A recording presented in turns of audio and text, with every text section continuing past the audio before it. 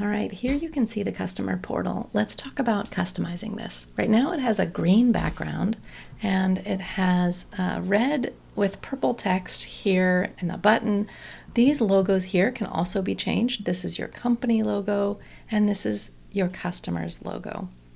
So first let's look at where to change your branding. So in settings, in organization, you can add or change your logos here. You can see the secondary logo is the one that shows up at the top of the customer portal. Your primary logo is the one that shows up in your customer emails.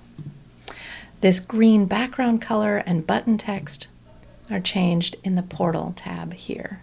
So if I go in here and let's say I want this brand color to be, let's say I'll make it blue. And the background color, let's change it to a much paler green, or you can, a lot of our customers will use white.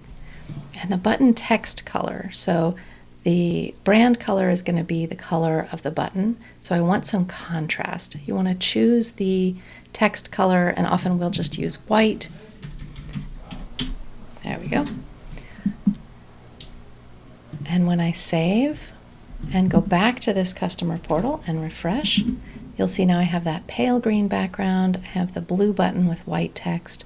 My logo is still here. You can do it one time now to get your brand colors in and then change it at any point in the future, which will immediately update your customer's portal experience.